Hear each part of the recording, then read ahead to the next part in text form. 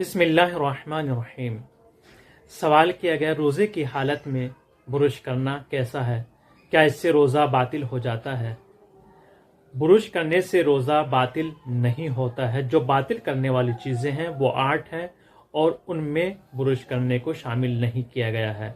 लेकिन अगर कोई इंसान बुरुश कर रहा है, दांत मांज रहा है और मिसवाक कर रहा है, एक बार निकालने के बाद बुरुश को दोबारा मुंह में लेकर जाए और जो उसकी तरी है, जो पानी है, अगर वो निगल रहा है, ये यकीन है कि वो पानी को निगल लेगा, तो बुरुश ना किया जाए, क्योंकि उससे रोज़ा बातिल हो जाता है।